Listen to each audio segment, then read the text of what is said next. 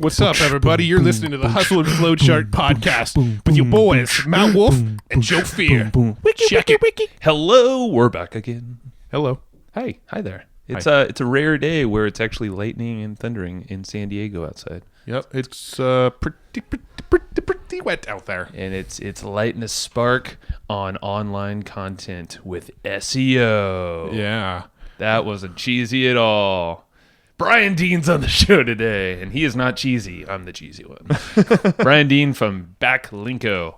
This dude's a ninja for a long time for SEO and just how to really understand how these search engines work in YouTube as well, and how to simply apply some magic to be seen in all these places really well. Yeah, we cover a lot of ground in this episode because I really nerd out around like SEO and traffic type stuff, which makes sense. You got a traffic course and all, but I really nerd out about this stuff. So we dug deep on like how to get videos ranked on YouTube, but the majority of the episode was really in-depth SEO strategies. So that's why we're calling this episode the SEO Guide for 2019. Name may change in the future, but TBD, something like that. It's going to be this is what works with SEO in 2019. So we cover a lot around. And don't worry, it's not like nerd talk. I mean, there's some nerd talk. So. It's nerdish talk. Yeah, I mean, Matt's involved, so there's always going to be a little nerd talk in there. True that. Haha, judging you, Matt. But I'm not judging you on how damn good you are at teaching this stuff. That's for sure. Thank you. Well, Brian Dean, he has an article that's probably the article I refer people to the most around SEO. When somebody says, hey, what's the best piece of advice on SEO? I'd say go read this article that Brian Dean of Backlinko wrote, and it's a monster post. I share it with people all the time, and so I couldn't have been more excited to have him on and really dive deep around a lot of these SEO and YouTube strategies. But speaking of traffic, I did want to give a shout out to our traffic course. We do have a traffic course right now that the price is going up. Depending on when you're hearing this, the price may already be up. But if you go to evergreenprofits.com/traffic, we've just got an insane killer traffic strategy that we teach that's around advertising and SEO and a combination of really cool stuff. And I think a lot of people are going to dig it. It is pretty awesome. And a lot of people are digging it already. And SEO is a piece of it. Definitely, we're getting deep into SEO. But if you want to kind of wrap in all these different platforms and leverage a ton of the stuff we're talking about, evergreenprofits.com/traffic is where you want to go. Righty. Let's go chat with Brian Dean and really dig into some YouTube and SEO stuff. All right. Let's go. Hey, Brian, how you doing, man? Hey, good. Good to be here. Yeah, thanks for taking the time. You're well very far away from us, from us in San Diego. Tell everybody what you're doing over there. And just hanging out. I'm in Lisbon right now, and just wanted to get out of the cold and spending the fall and winter here. I think it's brilliant. That's what's awesome about the type of work that we all do is that you can do that. Yeah. It's amazing, man. Growing up, I would have never thought in a million years I would live overseas. It's amazing. So why'd you pick Lisbon? Well, I had been here a bunch of times, and it had the weather, the sun, the city, had a lot of cool things all rolled into one. Yeah. And you were saying you're in New York normally, and right now they're probably just getting hammered by snow. So I don't even check. I used to, but then I just felt bad for everyone there, and I stopped checking. I was kind of gloating to myself when I looked at the weather app. Yeah, no, I always feel bad when I get on social media and I see people in Chicago and they're like, this sucks. And I look out my window and it's 75 degrees and it's like blue skies and the birds are chirping. And I'm like, yeah, that must suck. It does. Trust me. I grew up in the freezing cold. In San Diego, everyone's like, that's paradise. It never rains. It's always sunny. It's warm all year round. Yeah. Yeah. It's nice. It is nice. And you got to experience it. Yeah. We met you at, it was like a small panel type thing out in San Diego with Dana and Nate, Opt Out Life guys. Dana was on the show recently. So that was fun. You were kind of up there just doing like the state of SEO. Yeah, it was cool. Ross was there. Ross Hudgens, smart guy. Yeah, there were a bunch of guys. Like it was like an eclectic group. I feel like those are like the best type of events that you can go to. You just never know who the hell you're going to run into. Yeah. But let's kind of dig into your backstory and just kick that off, and just for everybody's sake, what the heck were you doing before to the point you're at now? Well, I was studied in college to be a dietitian, and I actually was a dietitian. I graduated from college in Rhode Island. I went to Tufts and got a master's in nutrition. And that was my thing. I was going to be like this dietitian career thing. And I realized during grad school that it kind of wasn't for me, the whole like working in a hospital or working in a clinic and talking to people about what they eat. I just didn't like it. But I always liked the science part of it, like the biology and the studies and things like that. So I decided to go into research, and I started a PhD program at Purdue in Indiana, and I hated it. Like I hated it pretty instantly. Like went from Boston to Indiana. I went from a cool city to a college town, and I just didn't like it. My advisor was a jerk. Like I just hated it all around. So I ended up leaving to get a job. I figured I have this master's. I have this master's degree. I'm a registered dietitian. This should be easy. But it was during the financial crisis in 2008, and just no one was hiring. So what I ended up in my parents' basement. That was supposed to be for like a couple weeks while I found a job, and it ended up being a couple months. And in the meantime, I found the 4-Hour Workweek on a bookshelf, picked it up at a Barnes & Noble, and it changed everything. I was like, oh man, I'm going to be an entrepreneur. I can totally do this. For the first time in my life, it even crossed my mind to be an entrepreneur.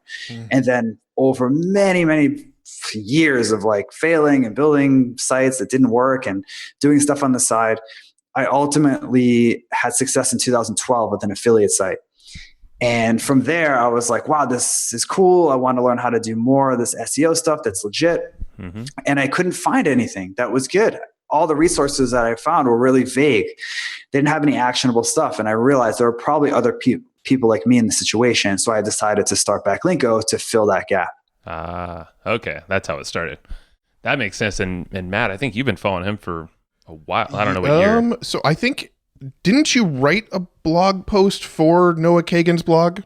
Yeah, that was probably like 2014. Okay, I think that was the first time I discovered your name. I think I read that blog post and I went, oh, this shit's genius. And then I started digging, and then I found your blog, and then I subscribed, and then really started following along to what you were doing. Cool. Now, on your About page, it said that you were involved in personal finance stuff at some point. How did you get into that? Well, that was just a site that I worked with. Oh, gotcha. Okay. It wasn't like a profession or anything. Got it. So that was kind of like one of your early entries into blogging and Exactly. SEO and that kind of stuff. Okay. Got it. Okay. That's interesting. So how long did it take to actually make something of Backlinko? I'd imagine, with SEO, it's kind of a long-term game, Yeah, it is. I mean, SEO is kind of weird. You can get some results quickly, but for it to really kick in, it takes months. Like there's just, no matter what happens, even if you do everything perfectly. And I didn't. So it took a while.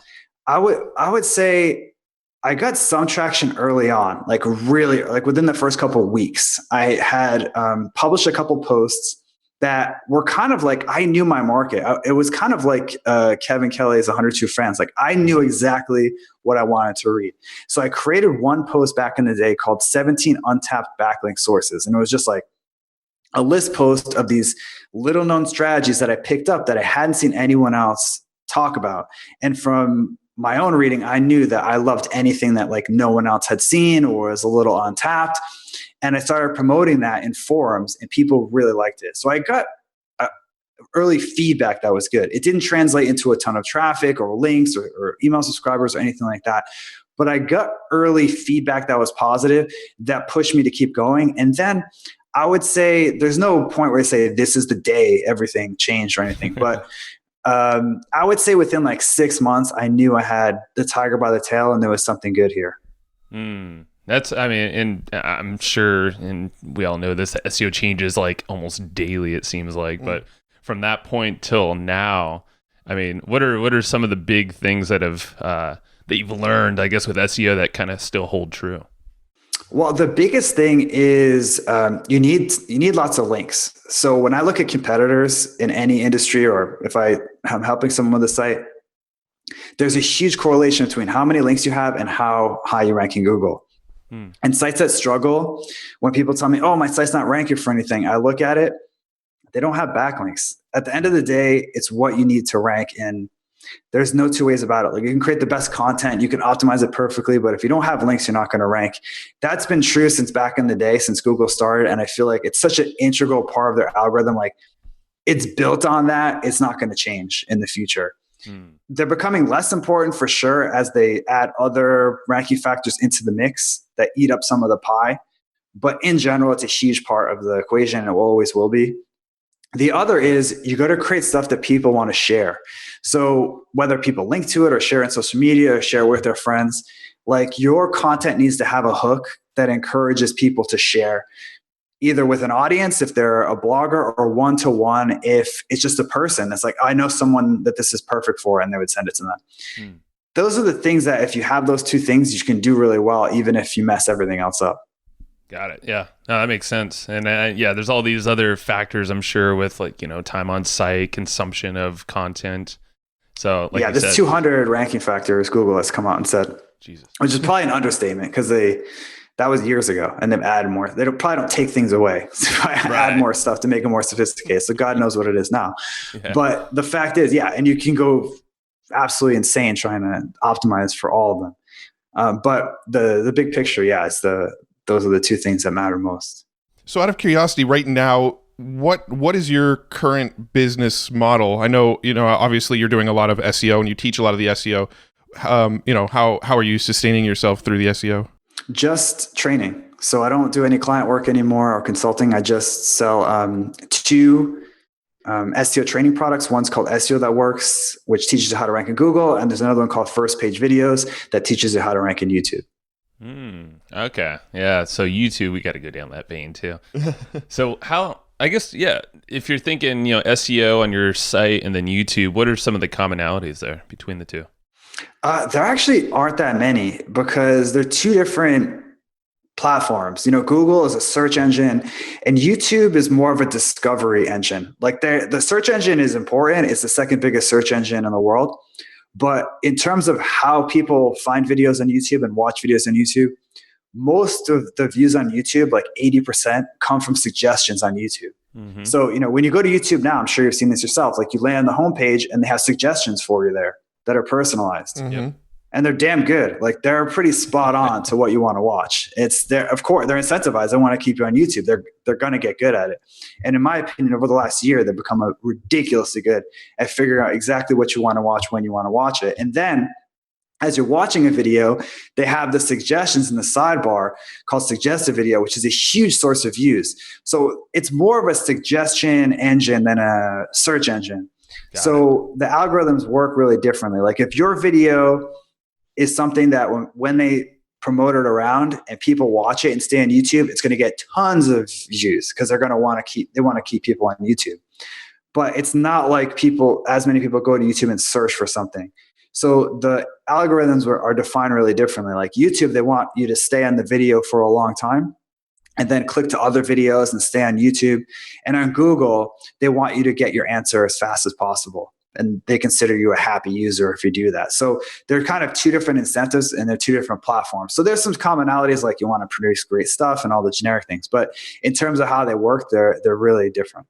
Yeah, that makes a lot of sense. Because when I think about how I use YouTube, I get on there and I might search for the very first thing I'm searching for. And then after that, I just kind of go down the rabbit hole. I just, whatever it's recommending in the right sidebar, whatever video plays next after the video I just watched, and I just kind of start floating down a rabbit hole of whatever YouTube tells me I should watch next. So exactly. And the search part, like I go to YouTube just when I'm bored. Yeah. And I never used to do that because the homepage just sucked. And now that it's like Netflix, it's really good. That's what a lot of people do, especially because we're old, man. I can compare to kids today.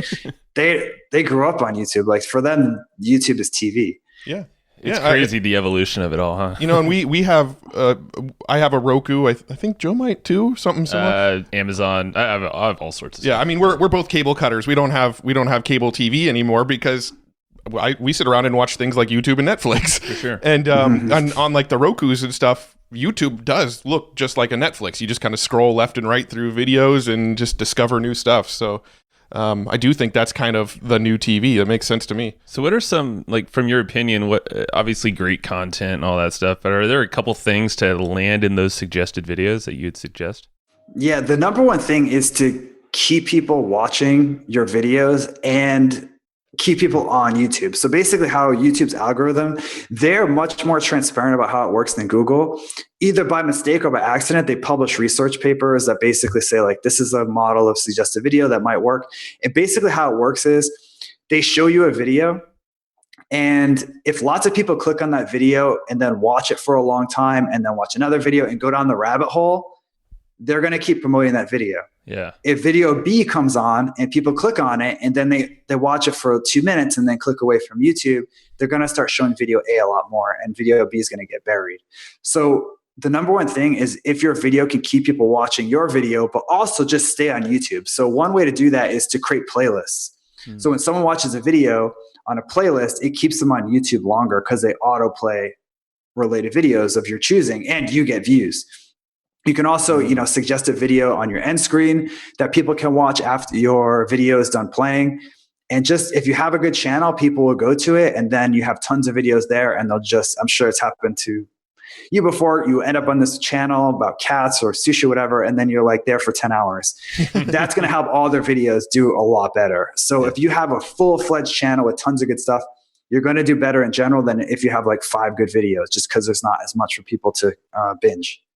Got it. That makes sense. It's like you're creating like an ecosystem, and you're just basically trying to create like a fence around it, and you're like, don't go anywhere because we want consumption. Exactly. And the cool thing is, even if they go to watch other videos on other channels, that still helps your videos rank better. Right. So there's a thing called, obviously you want them to keep them in your thing, and that's most of the time it happens. But the cases where someone jumps to another channel, it's called session time. If they jump to another channel and they get in the rabbit hole there, and that happens over and over again, someone clicks on, video A, they end up on channel B and they go down the rabbit hole, YouTube's still going to promote video A because it keeps people on YouTube. That's their goal at the end of the day. It's like a catalyst. That makes sense. Well, staying on the YouTube vein, I do eventually want to get into like the search SEO stuff on Google, but staying on the YouTube vein for a minute, what sort of advice do you have to get people watching videos longer? And have you found any sort of length to be ideal? So about 1.5 years ago, we analyzed 1 million YouTube search results, and we found that the average first number one result in YouTube was 18 minutes, which is a lot longer than people think. And part of it, my opinion anyway, is that if you want to keep people watch a video for a long time, the video's got to be long. If your video is 30 seconds and people watch 100% of it, that's only 30 seconds. And YouTube doesn't really care about the percentage. But if your video is 10 minutes and people watch half of it, that's 5 minutes, which is much more than 30 seconds. So I think there's a place for longer videos, not necessarily just to make them long, but just the sense that people are afraid to create longer videos. Just like back in the day, people were afraid to create long blog posts. They were like, no one's going to read them. There's, attention span's really short. And that mentality has carried over to YouTube in some ways. But when you look at channels that do well, a lot of them publish really long videos that are 10 plus minutes long. So I'd say if you've wanted to publish long videos that cover something in depth, but you've been afraid because of some arbitrary limit, you want to keep them to 3 minutes or 5 minutes, whatever, I would extend it out because it can help your watch time. It can help the amount of time people spend watching your videos. So that's the number one thing. In terms of length, there's no perfect length. Like I've seen videos that are 2 minutes do well. I've seen that do 25 minutes. I've seen hour-long videos succeed. But I would say in general, I wouldn't shy away from longer videos if that's something that you think you can cover a topic really well and you want to cover it all. Yeah, that makes sense. And then you get guys like Joe Rogan who are 3 hours long. Exactly. People watch. It's like sometimes they have 100% people watch the entire podcast. Oh, I know people that have a timer literally every single day. Whenever he goes live, I'm watching. I'm like, dear God. Yeah. It's insane. That's intense. That's like your podcast, right, guys? I mean, I know I have my timer. Yeah. You better. Joe Rogan, I don't bother with that. But who needs to listen to that guy? I'm on it. So with the YouTube videos, what sort of advice do you give people to get people watching the videos longer? So let's say I was to make a 15-minute video. I know you've talked about in some of your YouTube videos about some mechanisms that you can do to keep people just watching longer. Yeah, so this is going to sound kind of weird, but the most important thing is the first 15 seconds. And the longer your video, the more important that 15 seconds is, because people can see that the video is whatever, right? 12 minutes, 15 minutes. So say you made this 15-minute video. If someone's going to say, all right, they're kind of like let's try this. You know what I mean? They're got one finger on the mouse ready to click on something else on a 15-minute video. Let's face it. Unless they know the channel and know that that's totally different. In that case, they're in it to win it. You know, Joe Rogan podcast is 3 hours, people watch it. But in most cases, you're found this new video, you don't know what it's going to be. You're really hesitant to watch it. The first 15 seconds is super important. And YouTube's data actually shows that most people leave in the first 15 seconds. And if once they pass that 15-second threshold, there's something magical that keeps them around for a lot longer. So for the first 15 seconds, I like to use something called the PPP formula, which is preview, proof, preview. And these are really more for how-to videos, but they can apply to any sort of video content on YouTube. So first you preview what the video is to let them know they're in the right place. So you're like, hey, in this video, I'm going to show you how to create a podcast. And then the proof is showing that you know what you're talking about. So, this is the same process we use to grow the Hustle and Flowchart podcast. And this is how we got, so-and-so guests to come on. And then at the end, you give a little sneak preview of one little nugget and tip you have inside. And you say something like, and in this video, I'll show you the process and exactly what microphone to recommend. And the person's like, all right, I'm in. Compare that to most intros, which are like, podcasting is growing at an exponential rate and blah, blah, blah, blah, blah, blah, blah. And then people click away. If you just get right into it with this preview, I found that your retention time goes through the roof and people are more likely to stick with you through the entire video. I love it because you're giving them something tangible, obviously backing it up with proof, but you're just cutting kind of all the bullshit that a lot of YouTubers would do with this long intro. Well, you're opening loops in their brain too. You're opening a loop saying, here's what we're going to talk about. And then people kind of go, well, crap, I need to get at least that far so I can hear that part. It's like, it's only 10 minutes. I'll watch it. Exactly. I love it. Now I know you're big on obviously quality content, and there's content out there that could potentially negatively impact what you're doing on SEO. Is that the case with YouTube? Not really. On YouTube, there isn't as much of like a domain authority effect. So like your channel it helps if your channel is popular, but it's mostly indirect. Like for example, you put out a new video. If you already have 1 million subscribers, more people are going to watch it. More people are going to comment. It's going to get all the signals and it's going to do better. But it's very indirect. I've seen videos from channels that have 50 subscribers and they have like 10 million views. You know what I mean? It's not as important. But on Google, if you don't have any domain authority, if no one has linked to your site, it's very, very unlikely that one piece of content is going to be a hit on Google. That never happens. So it's not as big of a deal on YouTube if you have a couple weird videos that don't do well, or you want to do an announcement or something that only gets views from hardcore fans. That's not really a big deal. Cool. Okay, good. One less thing to worry about. That's good. So this is kind of the last question I have about YouTube, but we were listening to you on Noah Kagan's podcast, and you were talking about the concept of pattern interrupts inside of videos. Can you quickly touch on that and how people can do that kind of thing? So pattern interrupts are anything that changes your mindset. It's actually an NLP thing. I don't know that part of it. I'm not big into NLP, but basically what it is, it's like a state change. So if you're bored and then surprised, that's a pattern interrupt. And another way of looking at it is just looking at the name. Like it's a pattern interrupt. There's a pattern and then there's an interrupt in the pattern. So for example, in your video, if you're in front of the camera, that's a pattern, right? And then if the pattern sustains for a long time, it gets boring. Like if it's just the same shot of you for however 10 minutes, it's boring. It's a pattern. But if you interrupt the pattern every so often, it makes the video more interesting and more compelling. So if you're in front of the video for 30 seconds and then you show a shot of something for 2 seconds and then it's back to you and then the camera angle change and then there's a joke, then there's music and then there's another joke and then it's back to you, it makes the video much more compelling and people are more likely to watch. And if you watch successful YouTube videos, most of the time, like more successful YouTubers, they use pattern interrupts constantly, like PewDiePie and Mr. Beast and all those guys. They're constantly changing stuff. Like it's almost like 2 seconds without something changing. So I recommend looking at those videos as inspiration. You don't necessarily have to copy their style because they're maybe not for the target demographic that you have. They're usually for younger people like Logan Paul or something like that. But they're masters at pattern interrupts. Like the videos are just crazy. And it's even hard to keep up because it's just moving so fast. But that's what you want. The moment someone gets bored, they're clicking over to the suggested video, they're going back to the homepage, or they're checking out the subscription. It's just so many temptations on YouTube that you're better off going overboard and making your video just crazy than making it boring and stale. Got it. So so an example might be, you're talking about maybe like an SEO concept, which can get sort of technical at times, and maybe people might start to zone out. And then you mentioned like a cat video, and then all of a sudden you have like a picture of a funny looking cat like on the screen going rare, and then it goes back into like the thing, and it sort of snaps them out of the state they were starting to fall into. Exactly. The more you can do that stuff, the better. Of course, if your videos are like about cats, they have built-in pattern interrupts. It's already interesting. But for most of us, cats come in handy for that sort of thing.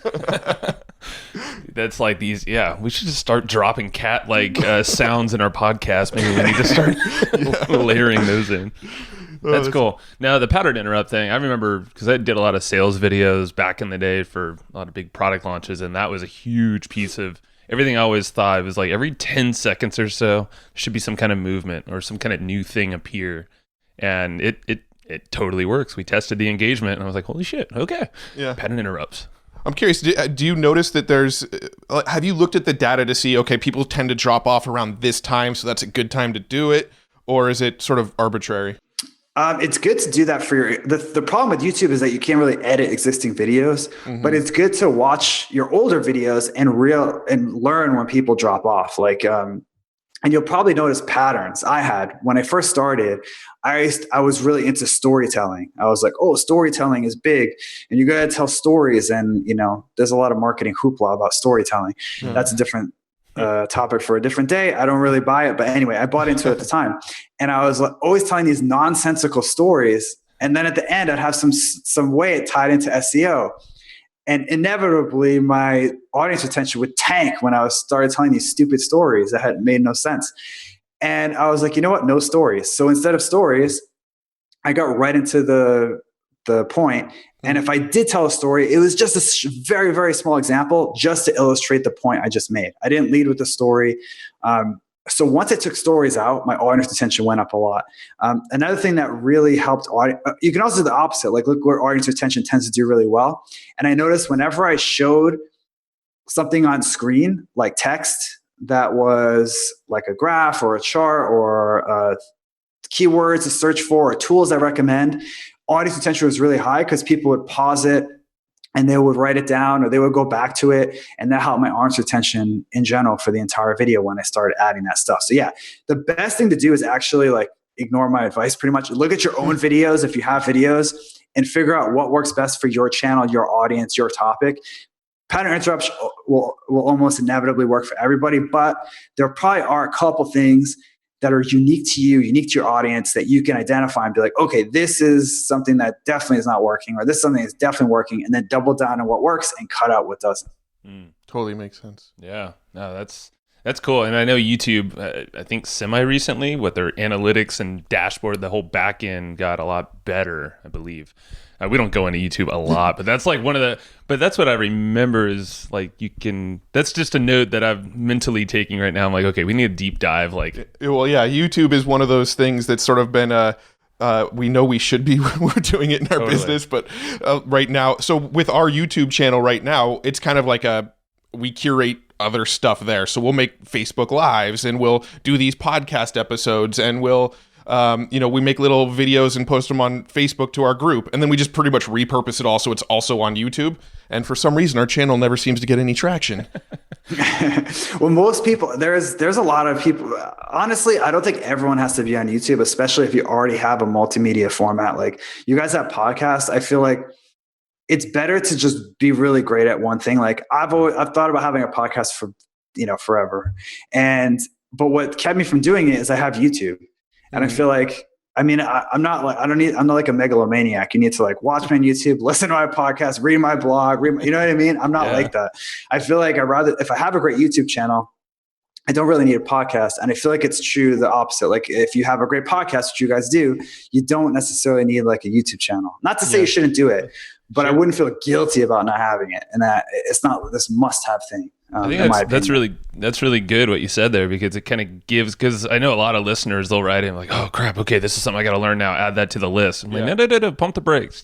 Priorities, simplification of everything is the way to go. Well, quite honestly, that's one of the issues with our podcast is we have such a wide variety of sort of marketing tactical advice on here that I think people listen in and feel like, oh, I've got to do all of this. This is all necessary to my business. But no, it really is just kind of a pick and choose and go deep on one or two.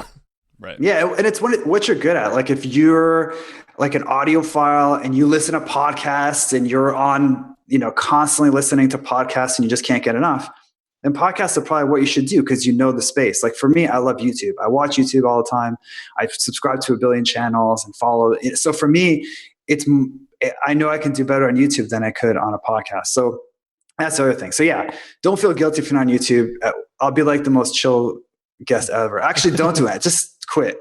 Yeah. You're good. Like go to Costa Rica. You don't need to do anything. Now, do you think YouTube is harder now than it was when you started your channel? Oh, by a lot, especially in B2B. So when I started, there were almost no good B2B channels.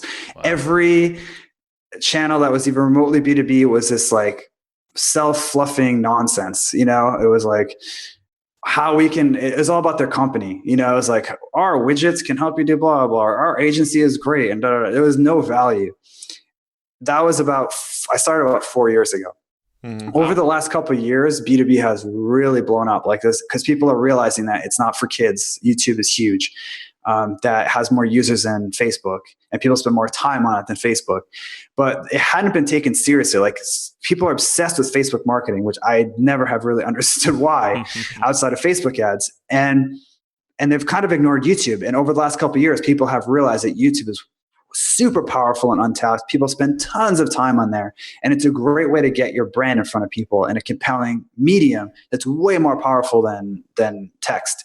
So there's definitely more competition, and the bar is getting high. But I love that because it's like I'm fine with if the bar is low, then it's hard to stand out because it's crap everywhere. Yeah. But as the bar raises, I don't mind putting more money, more effort, and more time into my content. So for me, that's a good thing. But I've definitely noticed in the last couple of years, the bar like in competition level go up.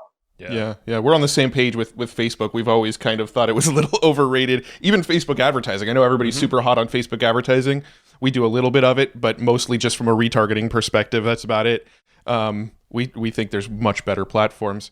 On the vein of advertising, just out of curiosity, do you do any advertising through YouTube? No, I'm like you guys. I do some retargeting stuff just because it's there. Mm-hmm. I don't. It's probably not even worth it if you do like money and time investment. But no, I don't do a lot of ads. I try to put everything into organic. Yeah. I mean, you've basically gone deep on YouTube and SEO, and you know what works for you. So why go and go down a whole new rabbit hole when what you're doing is working? So I'm curious, it's split between, YouTube and SEO, where, and obviously SEO has gotten a lot more difficult, I would imagine as well. How do you split your time? Is it pretty even, or do you choose one over the other? No, it's like 70 or 80% SEO. Wow. Cool. Well, I think that's a good topic to shift over to then. That was my idea. Well, it's just because, YouTube is great, but it can't be your number one platform. Okay, it can be. But the problem with YouTube is that someone watches your video.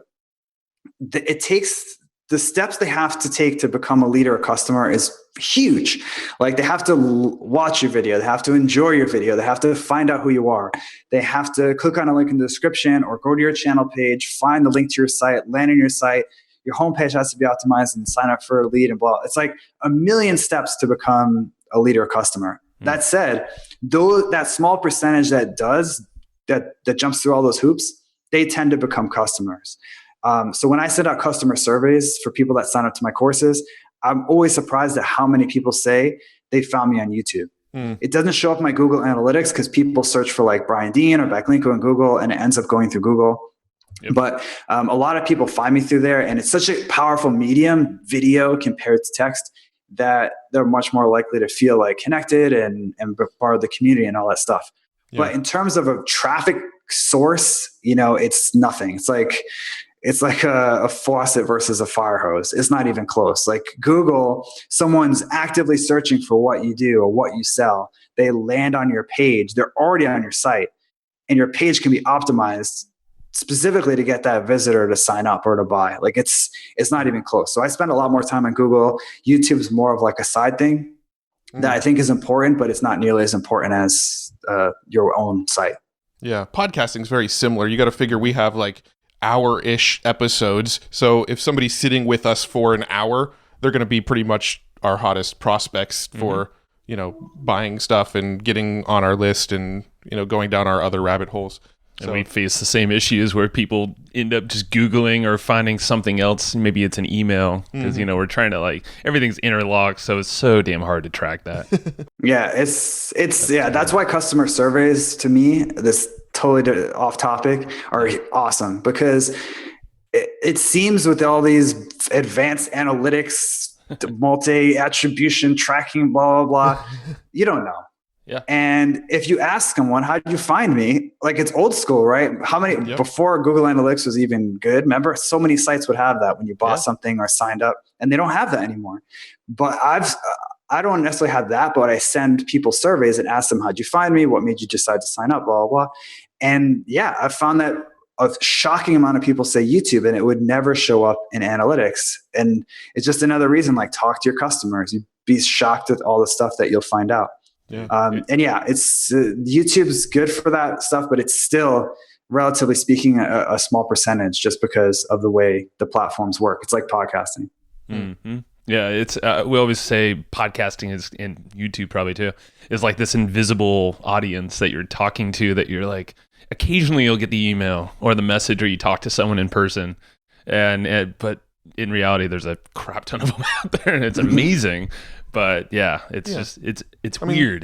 There's no referral tracking from our podcast back to our site. We can't go into Google Analytics and see this person found us on iTunes, listened to our podcast, then came to our site. No, it looks like somebody just typed in our URL and went to our site, and we never knew they came from the podcast.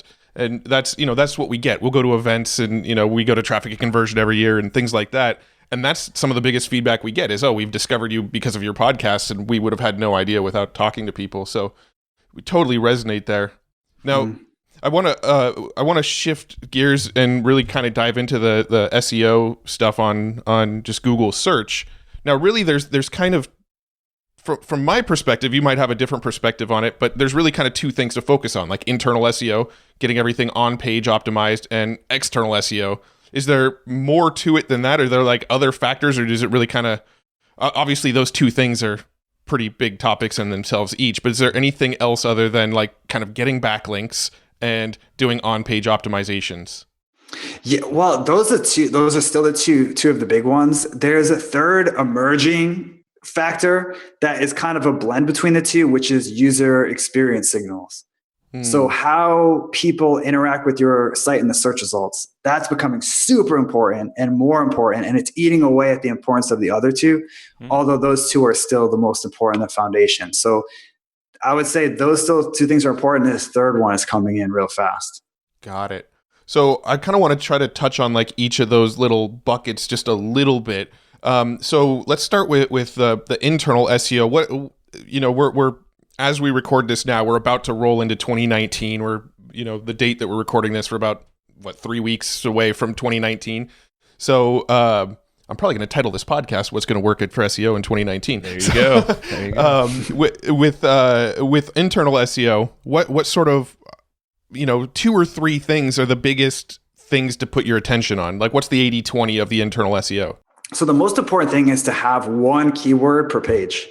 So if you optimize a page and don't really have one keyword in mind, it's probably not going to go well. So that's the number one thing, is to be like, okay, I have this page. It's about this topic, and it's designed to rank for this specific keyword. And you'll rank for others. If you optimize around one, you can automatically rank for hundreds or even thousands. I have one page on my site that ranks for 2,000 keywords. Oh my God. It's really only optimized around one. So that would be number one, because that kind of hits everything else. The second thing would be make sure you have to have your keyword or close variation in your title tag. It's kind of old school, but it's still really important because Google puts a lot of weight on it. And also it affects that other bucket, that user bucket, because people know your page is about that. So they're more likely to click on it. It matches their search. The other thing I keep in mind is to have a keyword in your URL and not have a lot of other junk in there. So, if your keyword was SEO in 2019, you'd want to make your URL something like /SEO-2019 without too. It's okay if you have some other stuff in there, but that would be ideal. But you don't want it to be like /category /page / blah, blah, blah, Right. and then it all written out SEO in 19 / Brian Dean / this pocket. You know what I mean? It eats away at the relevancy of the URL. So you want to stick to that keyword rich URL structure. Got it. Now, how important is the domain name these days? It's just important for branding mostly. I mean, you'll see you will see sites that rank partially because they're domain, but in my opinion, it's not the domain itself. It's that when people link to it, they use the anchor text when they link to it with the name. So, for example, if you're like usedcars.com, when people link to you, they say the anchor text is used cars a lot. And anchor text is still super important. Like it's probably the most underrated ranking factor. I've seen it work really well lately. I've seen spammers use it lately. It's still working really well. So I think that's how it helps you. Like if your domain name contains the keyword and then people are linking to it and your name is the keyword, it can help you rank for sure. Yeah. In terms of branding, it's probably not great unless you have an awesome name like usedcars.com or creditcars.com. But for the most part, I think it helps in that sense. Yeah, no, that makes sense. I remember, maybe 4 years or so ago, if you wanted to create a blog on like, healthy food recipes and you owned healthyfoodrecipes.com, you could right at top. Like the day you bought that domain and installed WordPress, you'd be ranking at the top of Google for that keyword. That was me, man. That was how I got into SEO, is that kind of stuff. And it was totally true. It used to work well. Now I think they took out the domain because it was basically Google wasn't as sophisticated, right? So imagine you're creating a search engine. You're kind of like, well, if the site's called healthyrecipes.com, I guess it's about healthy recipes, right? So we should give it a boost. Yeah, it's got to be good, or at least relevant.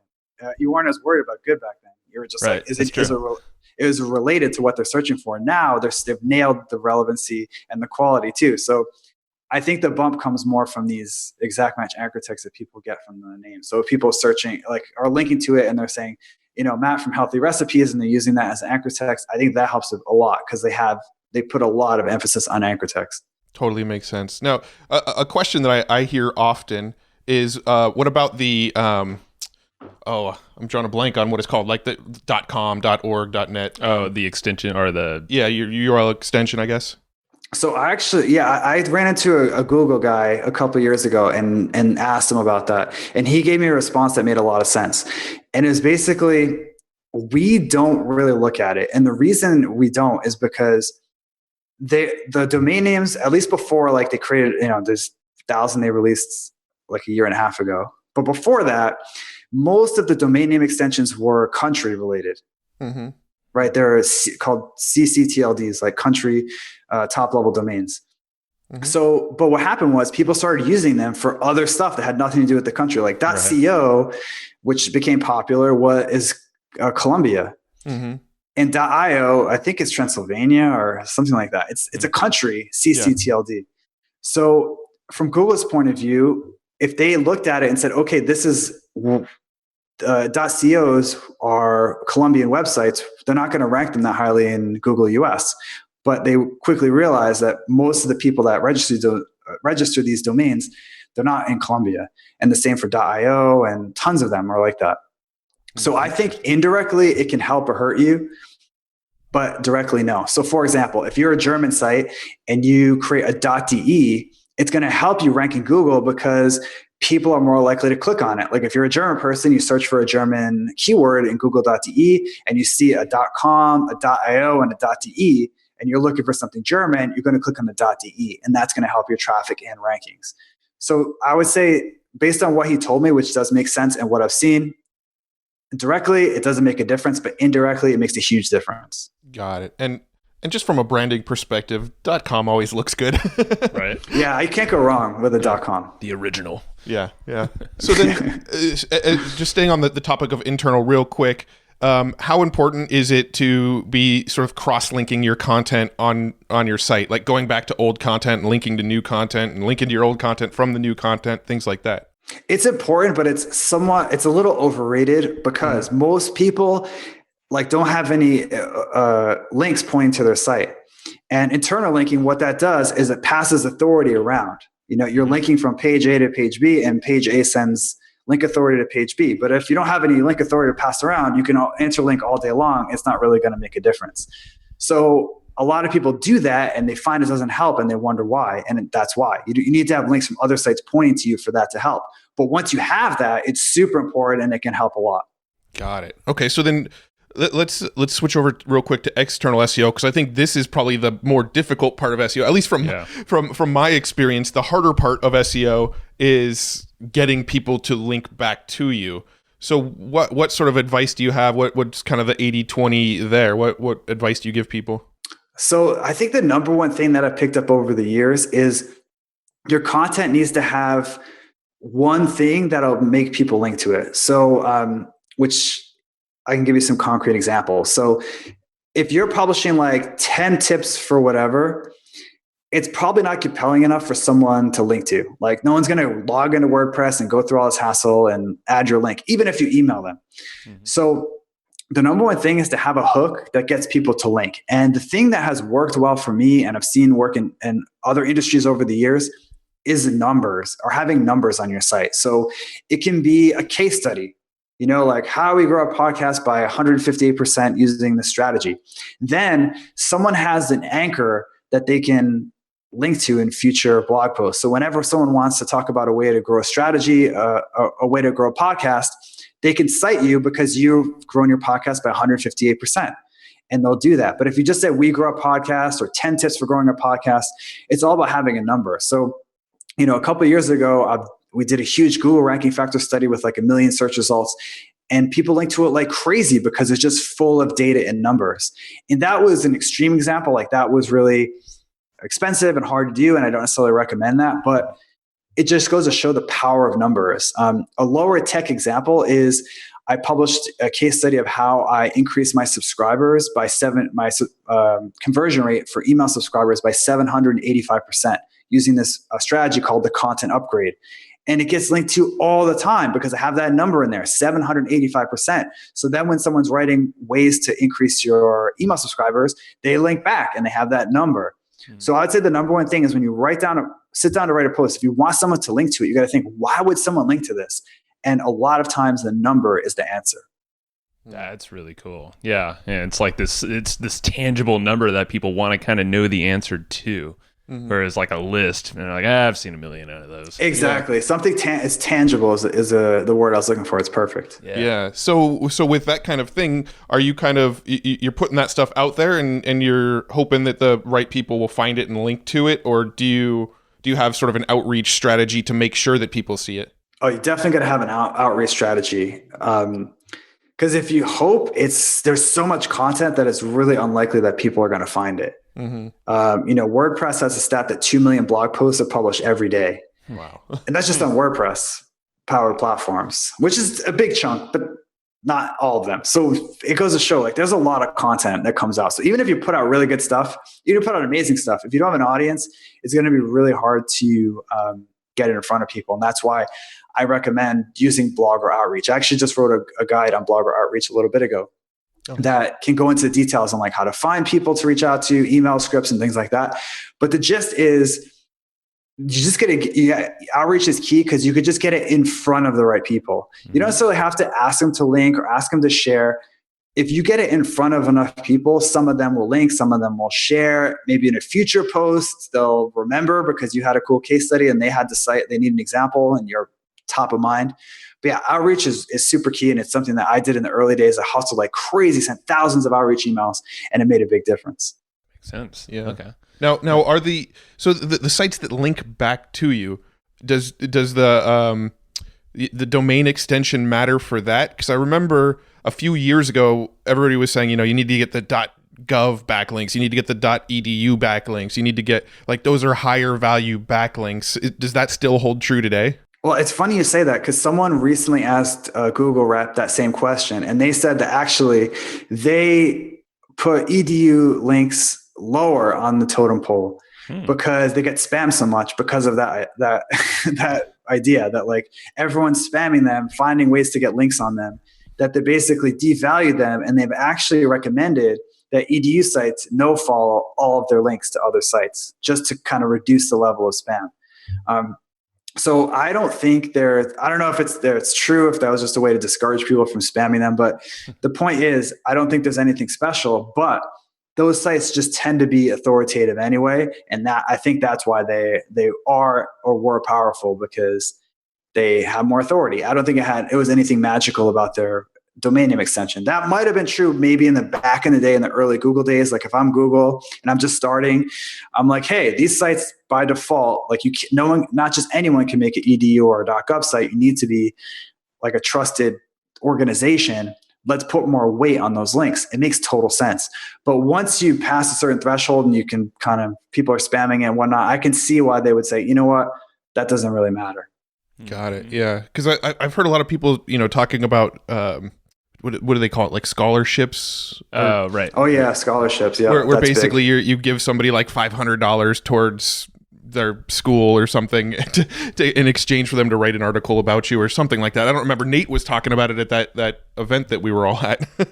Yeah, that's a good example of something that it's like Gary Vee says, marketers ruin everything. Yeah. That a couple people started doing, and then it blew up, and now it's like basically spam. And that's one of the reasons Google, if this is true, they basically devalue links from edu sites, because it's just people are doing stuff like that at scale. And I feel like a good takeaway with everything we've been talking about here so far is like, if you just stick to really solid principles, you're probably going to last the test of time, and maybe it'll be a fast rise or a slow and gradual rise, but you're not going to get maybe slapped by Google, if you have a ton of edu links from like 4 years ago. Yeah. Well, I mean, it seems like the key idea is if you create really, really quality content and then just kind of make the efforts to spread it around, those are kind of the biggest keys. A lot of the gray hat, black hat sort of things, they come and go. I remember we were at Traffic and Conversion Summit, one of the very first ones back in, I don't know, 2010 or something like that. In Austin. Yeah. In Austin. And back then they were flat out teaching you from stage to go to Fiverr and for $5 buy 500 backlinks and go buy for $5 buy 20 .edu links and just let these people just get your links everywhere. That was before Roland came in and cleaned it up. Yeah. Roland's probably listening. So hey, Roland. All right.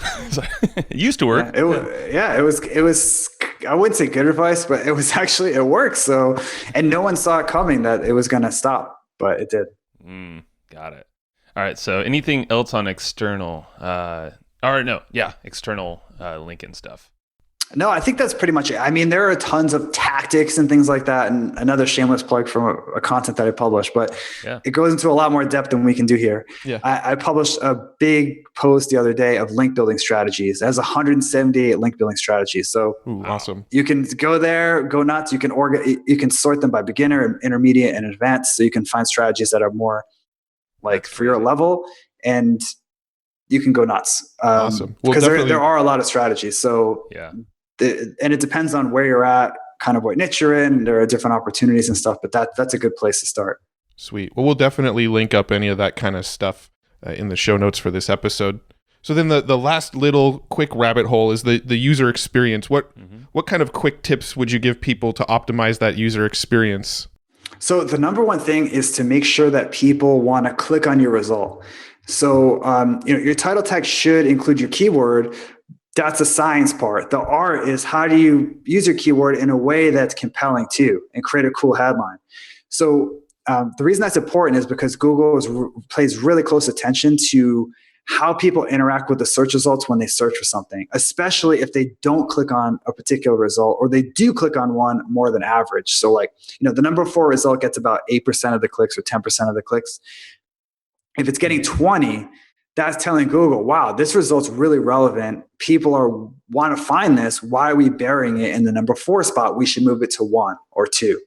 So the most important thing to start with is to make sure people click on your result. And the best way to do that is to look at what's there ranking above you and see if there's any consistent things, and also include ads in there, because ads are optimized for clicks, Google AdWords ads.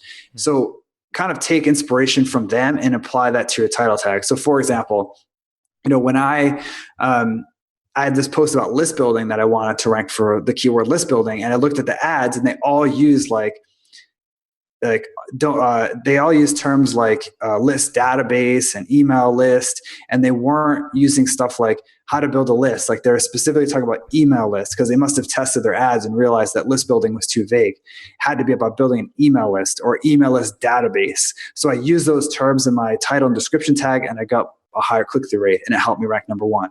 So that's number one. The other thing is, when people land in your result, you got to keep them there. Then it's kind of like YouTube. You want to keep them there, and you don't want them to go back to the search results, because that tells Google that person wasn't satisfied. Mm-hmm. So the better you can satisfy that person, and the better you can keep them on your page and prevent them from hitting that back button, the better your stuff's going to perform. Got it. That makes sense. That's the quality content. Yeah, keep them in your little area, maybe in your website or domain as well. Yeah, that's where internal linking, they go down a rabbit hole, they sign up for your newsletter, or just like it's this kind of basic stuff, like it's formatted well, like the font's big, it's easy to read. That stuff makes a big difference. You'd be surprised how much content doesn't rank well because it's hard to read. So that kind of, like you said, the principles are still really important. And a lot of times, if you nail that stuff, I wouldn't say you can ignore SEO, but you don't have to be obsessed with it to do well. Yeah. Yeah, it's pretty crazy, because we've done that, and there will be some random blog posts that we have a pretty good idea of the keyword that people are searching for say, an affiliate product, because we do a lot of that in a niche kind of its own domain, and that will rank fairly well and brings consistent sales to this day. But it's just following those principles, just a very simple, title and then some internal linking. Yeah, yeah. We don't really have time to get into this today, but you also have a really killer strategy called the skyscraper strategy that we'll link to in the show notes. But it's essentially creating fairly long form, really, really high quality content.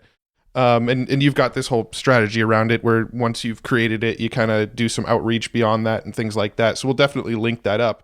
But one thing I wanted to touch on really quickly was the quantity versus quality question. Because I know with your blog, you're not super frequent. It's not like daily or I don't even think you're weekly blog posts or anything like that, right? Aren't you more like maybe like a once a month kind of blog post? Yeah, about once a month.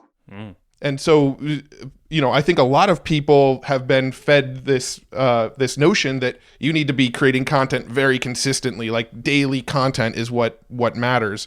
And I think you're proof that that's not necessarily true. Yeah, it's not true. The thing is, it used to be true. I think when blogging first started, it was like this cool thing. People are publishing every day or every week, and it helped you. And Google had part of the algorithm, which really rewarded fresh content and sites that were updated a lot. But those days are so long gone. But unfortunately, the people that started in the early days are still around. And they're saying, this is how I built my blog in 2008 or 2007 or whatever. And they don't realize that if you started today, it's completely different. And the competition level was like nothing compared to what it is now. So now it's all about quality, because your stuff really needs to stand out. Like that stat about 2 million blog posts every day. It's insane. So if you're going to stand out, your stuff has to be ridiculously good. And unless you have an army of people creating content for you, it takes a long time to create something amazing, sometimes an entire month. So I definitely recommend if you're hustling and grinding and trying to get your blog going, and if you've been doing it for a long time with this weekly, bi-weekly, whatever, take a break and just focus this month on producing something really outstanding.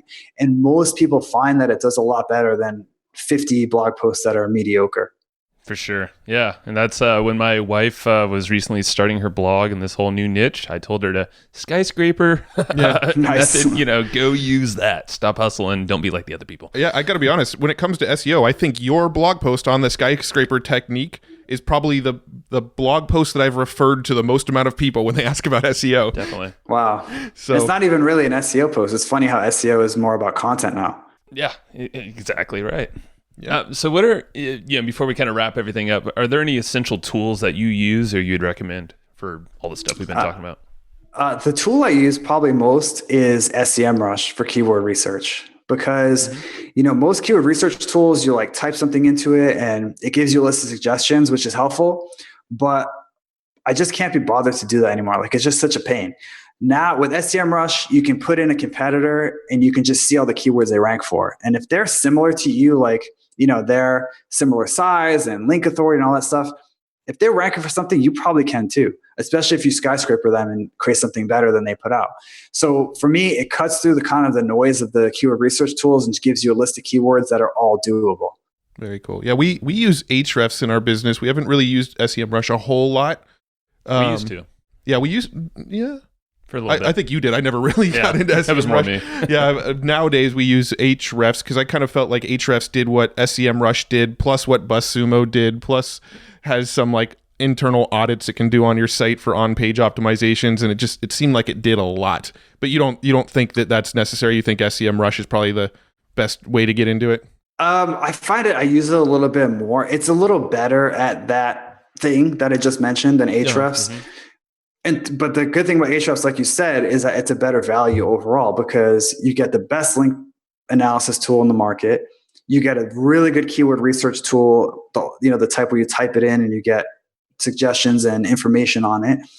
And I don't really think it's as good as BuzzSumo, the Content Explorer yet, but they're working on it.